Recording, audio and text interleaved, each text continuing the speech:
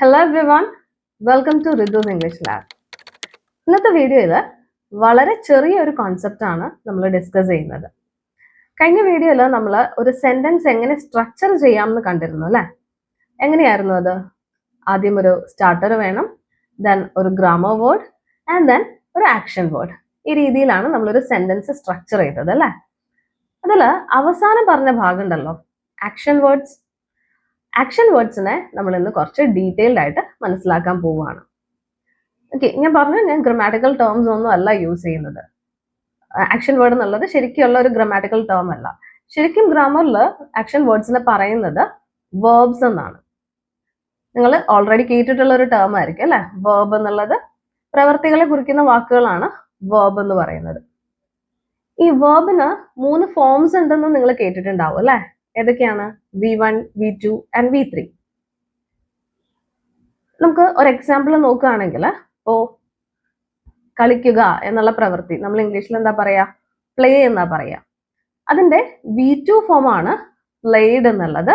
V3 ഫോമും played തന്നെയാണ്. ഇനി വേറൊരു വാക്ക് നോക്കാം. തുടങ്ങുക എന്നുള്ളതിന് നമ്മൾ എന്താ പറയാ? സ്റ്റാർട്ട് എന്നാ പറയാ അല്ലെ? V2 എന്താണ്? Started and V3 started. Same തന്നെയാണ്. ഇങ്ങനെയാണ് നമുക്ക് മിക്കവാറും എല്ലാ വേർബ്സിനെയും കാണാൻ പറ്റുക. അതായത് ബേസ് ഫോം ഉണ്ടല്ലോ, V1 ഫോം, അതിന്റെ കൂടെ ED എന്നുള്ളത് ചേർത്ത് കൊടുക്കുക അവസാന ഭാഗത്ത്. അപ്പൊ നമുക്ക് V2ഉം V3യും കിട്ടും. ഇതാണ് നമ്മൾ കോമൺ ആയിട്ട് കാണുന്നത്. പക്ഷെ ചിലടത്ത് ചെറിയ വ്യത്യാസങ്ങൾ വരുന്നുണ്ട്. ഫോർ എക്സാമ്പിൾ, ഇപ്പോ നമ്മൾ സ്പീക്ക് എന്നുള്ളൊരു വാക്ക് എടുക്കാം.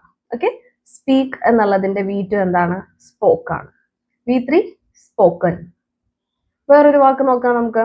ഏറ്റവും കോമൺ ആയിട്ട് നമ്മൾ ഉപയോഗിക്കുന്ന ഒരു വാക്ക് അല്ലെ? പോകുക എന്നുള്ള വാക്ക് എന്താ പറയാ? ഗോ എന്നാണ് അല്ലെ? അതിന്റെ V2 എന്താണ്?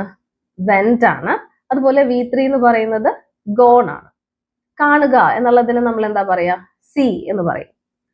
ഓക്കെ, V2 എന്ത് വരും? സോ എന്ന് വരും. V3 സീൻ എന്നാണ്. ഓക്കെ, അങ്ങനെ ഇറഗുലർ ആയിട്ടുള്ള സ്വഭാവം കാണിക്കുന്ന വെർബുകളും ഉണ്ട്.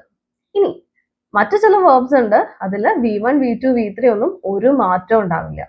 For example, puttu. V2 എന്ന് പറയുന്നത് പുട്ടാണ്. അതുപോലെ V3 എന്ന് പറയുന്നതും പുട്ട് തന്നെയാണ്. ഓക്കെ, അതുപോലെ തന്നെ അടുത്തൊരു വേർഡാണ് കട്ട്. V2 എന്താണ്? Cut. V3 cut.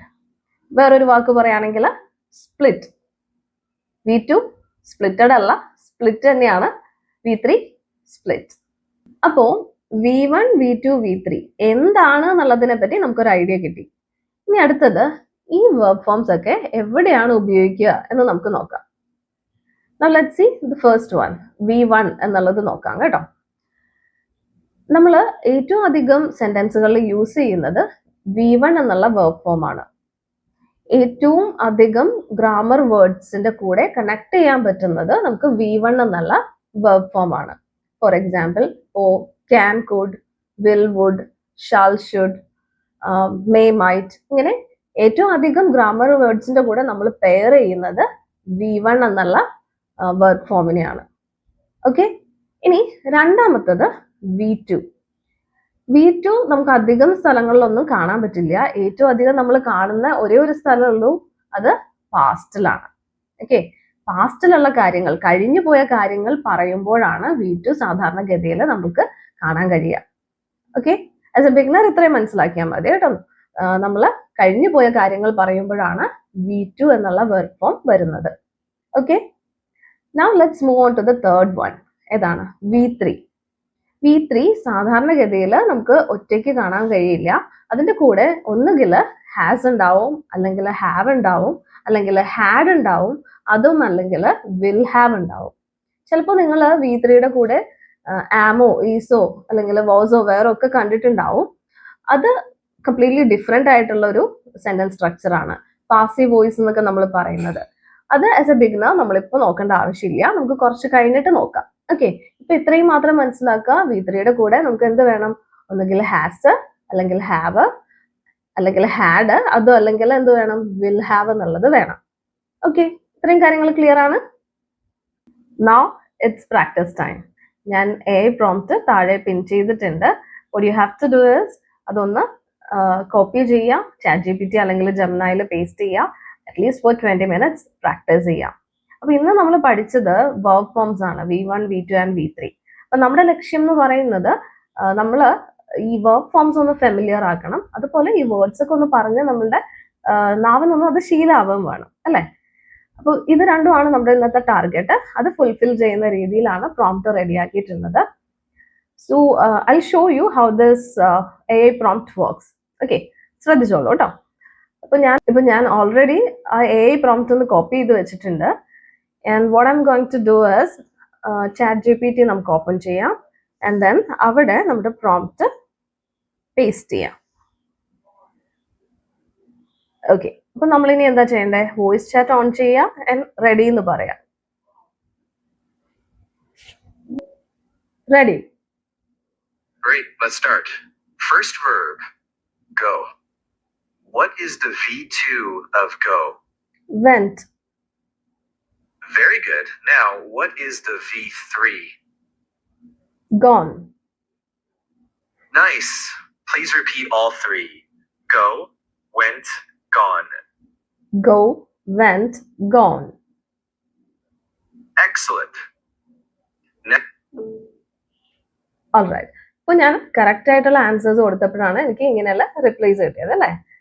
They were saying that ഞാൻ പറഞ്ഞത് കറക്റ്റ് ആണ്, എക്സലന്റ് എന്ന് പറയുന്നുണ്ട്.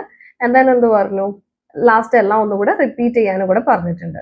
നമുക്ക് അടുത്തതൊന്ന് തെറ്റിച്ച് പറഞ്ഞു നോക്കാം. ഓക്കെ, എങ്ങനെയാണ് റിപ്ലൈ നോക്കാം. Ready. Great. Next verb, come. What is the V2 of come? Come. Good try. The correct V2 is came. Please repeat. Come, came. Come, came. Very good. Now, what's the V3? Came. Oh, good try. The correct V3 is come. Please repeat. Come, came, come. Come, came, come. Excellent. Next verb, eat. What is... See, this is how it works. അപ്പോൾ നന്നായിട്ട് practice ചെയ്യുക and wait for the next lesson. See you guys in the next video. Bye.